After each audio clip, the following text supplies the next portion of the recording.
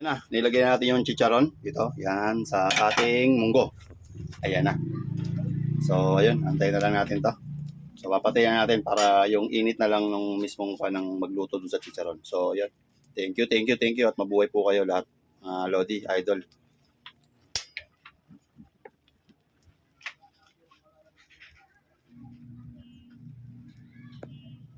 Welcome to our YouTube channel.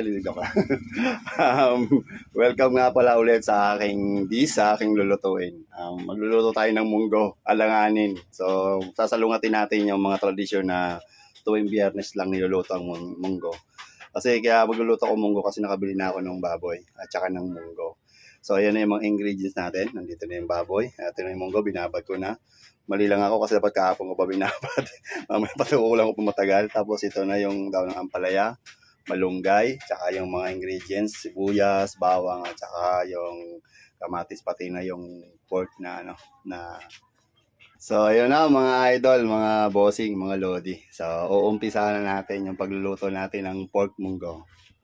Tapos marami kasi itong baboy na nakuha ko.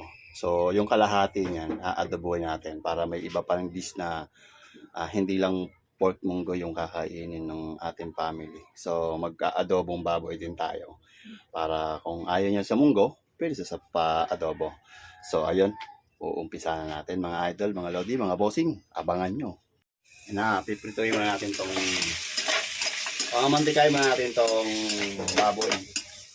Para medyo yung mantika niya mismo ang gagawin natin. Gagamitin natin para sa kanyang paggisa.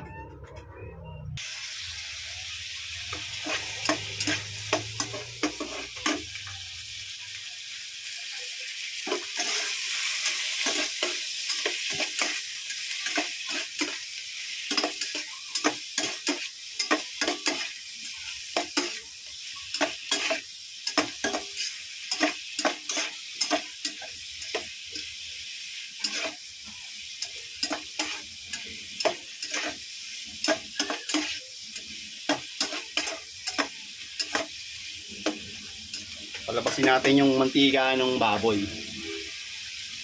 Ayan. Medyo naging adobo na siya. So, masarap na to kasi dalawang klase na siya. Naging adobo na yung baboy. So, tatabi muna natin yan. Tapos lukuin natin yung konting mantika. Para yun ang ipanggigisa natin.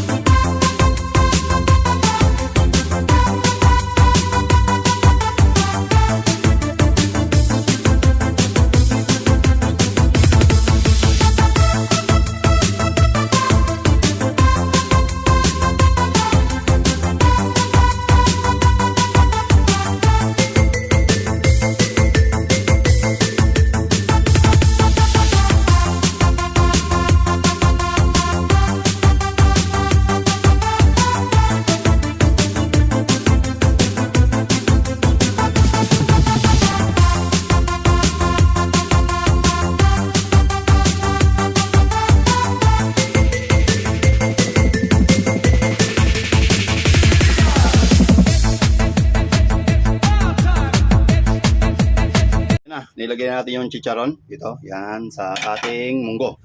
Ayan na. So, ayun. Antayin na lang natin to. So, papatayin natin para yung init na lang nung mismong ng magluto dun sa chicharon. So, ayun. Thank you. At mabuhay po kayo lahat. Lodi, Idol.